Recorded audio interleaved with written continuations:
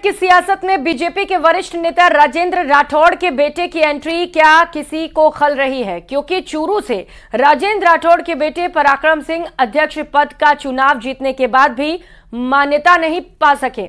जीतने के बाद भी क्रिकेट की सियासत की दौड़ में शामिल नहीं हो सके। ये देखिए।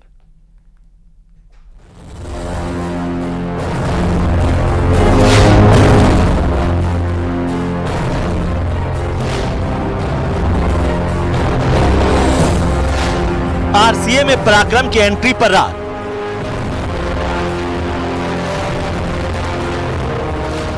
पराक्रम की एंट्री पर मान्यता नहीं।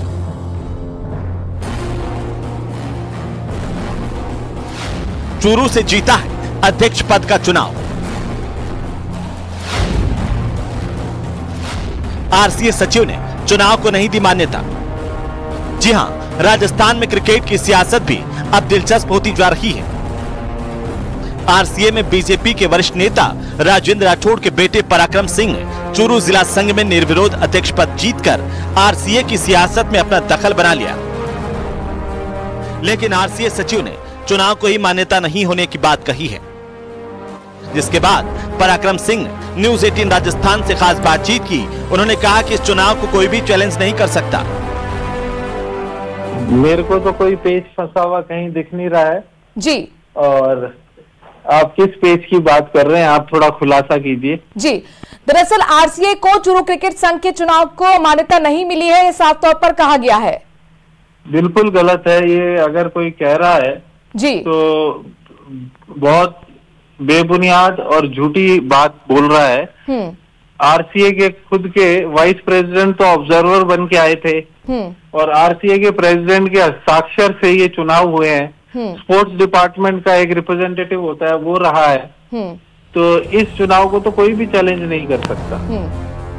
तो वहीं आरसीए उपाध्यक्ष शक्ति सिंह राठौड़ ने कहा कि चूरू का चुनाव पूरी तरह संवैधानिक है। आरसीए ने सर ऑब्जर्वर नियुक्त किया या नहीं किया, ये बात एक अलग है, ये एक चर्चा एक अलग होगी।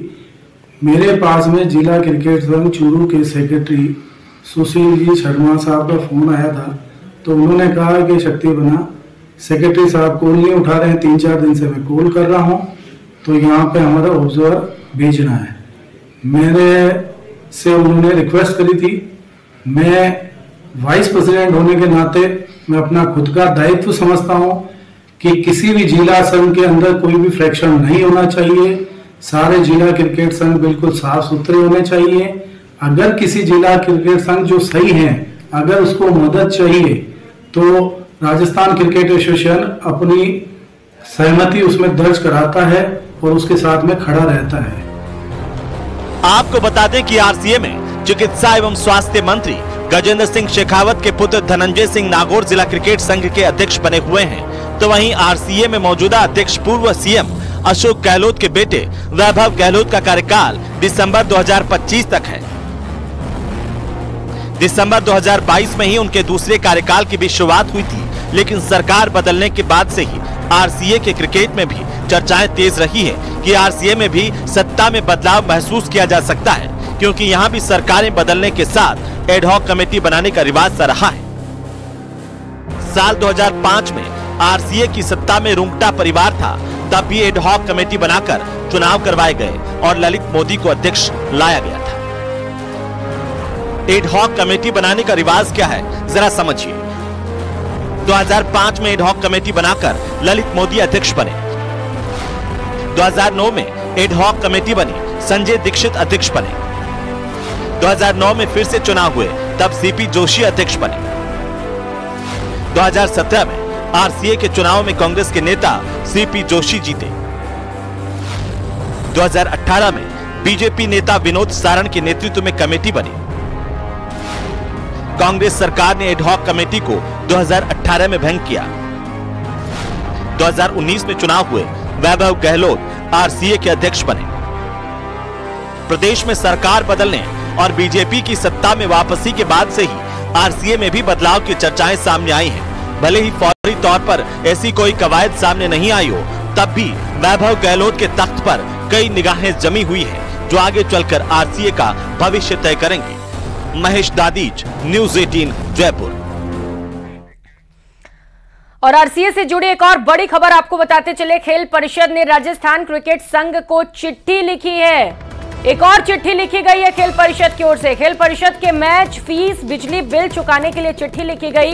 5 करोड़ की मैच फीस और 3 करोड़ का बिजली बिल बकाया है, जिसे लेकर आरसीए को एक और चिट्ठी लिखी गई है। राजस्थान क्रिकेट से बकाया भुगतान करने के लिए कहा गया है। खेल परिषद और आरसीए के बीच करार समझने के लिए भी कहा गया है। आरसीए को तुरंत बकाया भुगतान देने के लिए कहा गया है। तो एक और चिट्ठी खेल परिषद की ओर से लिखी गई है आरसीए को। इस वक्त ये बड़ी खबर आपको बता रहे हैं, जहां पर बकाया भुगतान को जल्द से जल्द देने की मांग की गई है और इसी को लेकर ये खत लिखा गया है।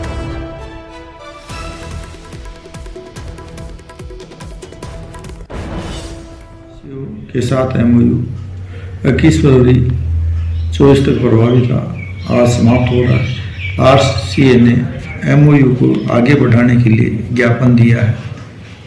एमओयू सरकार द्वारा किया गया था, हमने उनके ज्ञापन को सरकार को भेजा है, वहाँ से भी कोई निर्देश प्राप्त नहीं हुए। जैसे भी हमें निर्देश प्राप्त होंगे हम आगे की कार्रवाई करेंगे। हमें तो हमेशा से ही इस पे सरकार का था, उनको उपयोग करने के लिए दिया हुआ है। जो भी आगे परिस्थिति बनेगी उसके अनुसार से हम कार्रवाई करेंगे। गत 5 वर्षों में जो मैच फीस के रूप में जो राशि है वो करीब 5 करोड़ रुपए के करीब।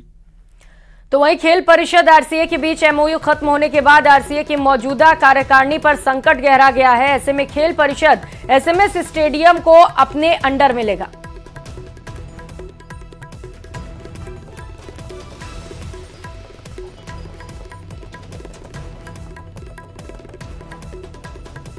अशोक गहलोत के बेटे वैभव गहलोत के नेतृत्व में चल रही आरसी की मौजूदा कार्यकारिणी पर इस समय में संकट गहराए हुए नजर आ रहे हैं, क्योंकि एक तरफ बीजेपी के नेता जहां राजस्थान क्रिकेट एसोसिएशन की सियासत में एंट्री कर चुके हैं, तो दूसरी तरफ आरसीए का एमओयू खत्म हो चला है। इस लिहाजा एसएमएस स्टेडियम अभी आरसीए के पास में नहीं है और जो क्रिकेट गतिविधियां हैं वो अब आरसीए इस स्टेडियम के बूते नहीं करा सकता है। इसका असर आगामी दिनों में होने वाले आईपीएल पर भी पड़ सकता है। ऐसे में आरसीए के कार्यकारिणी पर पसोपेश की स्थिति बनी हुई है और अब सरकार के पाले में आरसी की सियासत की गेंद है। महेश दाधीच, न्यूज़ 18, जयपुर। और रुक करेंगे इस बीच दिल्ली से मिल रही बड़ी खबर का। आरएसएस की लोकसभा चुनाव से पहले एक बड़ी बैठक होने वाली है। आरएसएस की प्रतिनिधि सभा की नागपुर में एक बड़ी बैठक होगी। 15, 16 और 17 मार्च को नागपुर में यह बैठक होने वाली है। प्रतिनिधि सभा में 36 संगठनों के 1400 प्रतिनिधि शामिल होंगे। बीजेपी से राष्ट्रीय संगठन महामंत्री बीएल संतोष भी इस बैठक में शामिल होने वाले हैं। तो लोकसभा चुनाव को लेकर तैयारियां बेहद तेज कर दी गई हैं, क्योंकि अब बेहद कम वक्त बचा। ऐसे में आरएसएस की ओर से एक और बड़ी बैठक।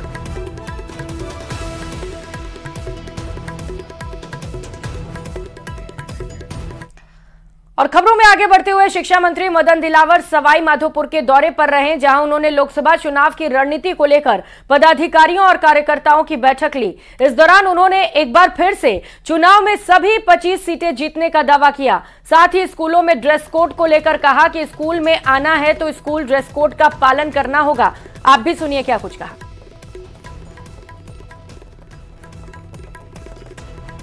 मेरे पास तो आज तक एक भी व्यक्ति ये कहने नहीं आया कम ड्रेस पहनकर विद्यालय में नहीं जाएंगे या हमारा बेटा विद्यालय में ड्रेस पहन कर नहीं जाएगा। इसलिए मैं नहीं मान सकता कि कहीं विवाद हुआ हो। मैं तो देखो हिजाब के खिलाफ हूं ही नहीं। अपने जीवन में कोई भी कैसी भी ड्रेस पहने, लेकिन विद्यालयों में तो विद्यार्थी के नाते यानी छात्र के नाते जो आएगा उसको ड्रेस यानी गणवेश यानी पोशाक पहनकर ही आना पड़ेगा।